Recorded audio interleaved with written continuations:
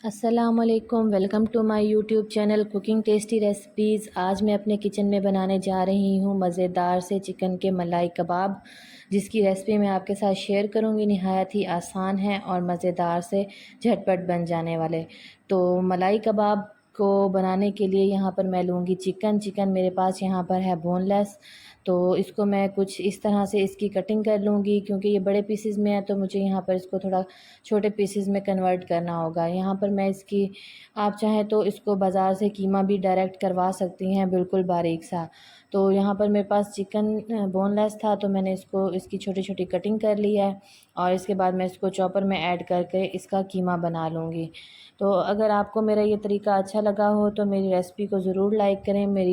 मुझे कमेंट्स में बताएं कि आपको मेरी वीडियो कैसी लगी। तो ये देखें, यहाँ पर मैंने तमाम चिकन को क्यूब्स में कट कर लिया है और अब मैं इसको चॉपर के अंदर डालकर इसको बिल्कुल बारीक चॉप कर लूँगी। जब भी घर में कोई मेहमान आए या आप रमज़ान शरीफ में बनाना चाहें या ईद पे बनाना चाहें तो नहायत ही मज़ेदार बनते हैं। आपके घर वाले तारीफ़ किए बिना रहेंगे ही नहीं। तो ये देखें, यहाँ पर मैंने इसको चॉपर में डालकर मिक्स कर लिया है। मैं यहाँ पर इसको 4 से 5 मिनट के लिए मिक्स करूँगी ताकि इसका मेरे पास अच्छा सा कीमा रेडी हो जाए। तो ये देखें, यहाँ पर तकरीबन 4 मिनट मैंने इसको अच्छे से चला लिया है। तो अब इसका कीमा मेरे पास बिल्कुल बनकर रेडी हो गया है। ये देखें, मुझे कुछ इस तरीके से ही चाहिए। अगर आप चाहें तो इसको मज़ीद भी चॉप कर सकती हैं। अब मैंने इसको एक बर्तन में कन्वर्ट कर लिया है और इसके अंदर मैं ऐड करूँगी मसाला जात में यहाँ पर मेरे पास है लहसुन अदरक का पेस्ट है। आप चाहें तो यहाँ पर पाउडर फॉर्म भी इस्तेमाल कर सकती हैं। तो इसके बाद इसके अंदर मैं ऐड करूँगी 2 मीडियम साइज़ के मैंने प्याज ले लिए थे, जिनको मैंने बहुत अच्छे से चॉप करके खुश्क कर लिया था। इसका पानी बिल्कुल रिमूव कर दिया था।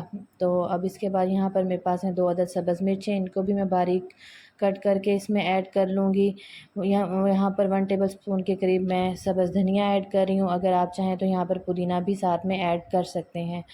तो मसाला जात में मैं यहाँ पर लूँगी, सूखा धनिया पाउडर है मेरे पास 1 एंड हाफ़ टेबल स्पून और हाफ़ टी स्पून के करीब मैं इसमें हल्दी लूँगी। आप चाहें तो इसमें से कुछ मसाला जात जो डालना चाहें डाल सकती हैं, कुछ स्किप करना चाहें तो स्किप भी कर सकती हैं। ज़ीरा पाउडर मैं यहाँ पर लूँगी 2 टेबल स्पून के करीब है, क्योंकि इससे इसकी खुशबू बहुत अच्छी आती है। चिकन पाउडर है यहाँ पर 2 टेबल स्पून और इसके अलावा इसके अंदर मैं ऐड करूँगी गरम मसाला पाउडर हाफ़ टी स्पून और हाफ़ टी स्पून के करीब ही इसके अंदर मैं डालूँगी चाट मसाला पाउडर।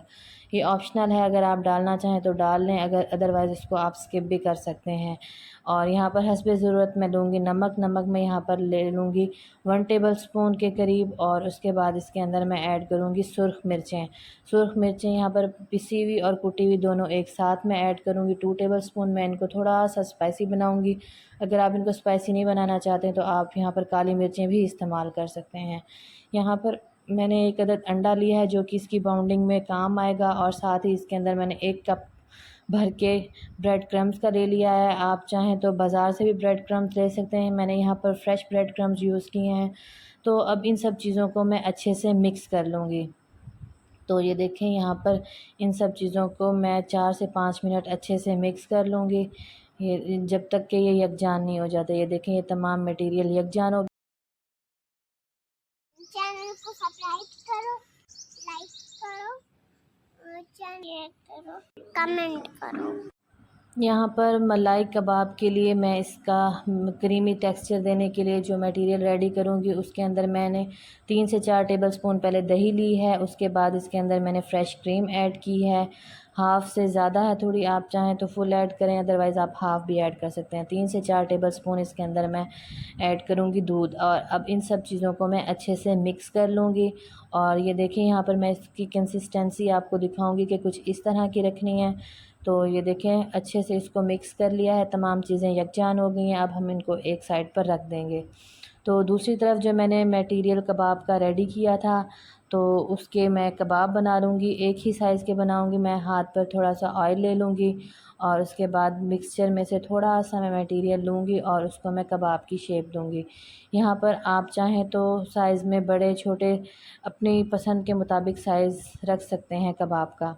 तो ये देखें, इनको अच्छे से मैं बना लूँगी। ये देखें, मेरा कबाब कुछ इस साइज़ का है। तो इसी तरह मैं बाकी के तमाम भी रेडी कर लूँगी। इनकी शेप बिल्कुल परफेक्ट होनी चाहिए, कहीं से भी क्रैक्स नहीं होने चाहिए, नहीं तो ये टूट जाएंगे। तो ये देखिए मेरा एक कबाब रेडी हो गया है, बाकी के तमाम भी इसी तरह मैं रेडी कर लूँगी। अब इस पॉइंट पे चाहें तो आप इनको फ्रीज़र में फ्रीज़ भी कर सकते हैं। तो मैंने तो यहाँ पर इंस्टेंट बनाने हैं, तो मैं दूसरी तरफ एक पैन में ऑयल ले लूँगी और एहतियात के साथ इन तमाम कबाबों को इसमें डाल दूँगी। फ्लेम यहाँ पर मैंने लो टू मीडियम रखी हुई है, बहुत ज़्यादा हाई नहीं करूँगी क्योंकि हाई करने से फिर इसका कलर फ़ौरन चेंज हो जाएगा और ये अंदर से कुक नहीं होंगे। ये देखें यहाँ पर जितने मेरे पैन में आते थे मैंने इनको ऐड कर लिया है और ये नीचे से कुक भी हो रहे हैं। 4 से 5 मिनट के बाद मैं इनको फ्लिप करूँगी, इनकी एक साइड, और फिर दूसरी साइड का भी इसी तरह कलर चेंज कर लूँगी। मज़ीद इनको 10 से 15 मिनट के लिए मैं कुक कर लूँगी ताकि ये अच्छे से सॉफ़्ट हो जाएँ। तो जैसे ही इनका ऊपर से कलर चेंज होने लगेगा तो मैं इसके ऊपर वो मिक्सचर ऐड करूँगी जो मैंने के मलाई कबाब के लिए रेडी किया था।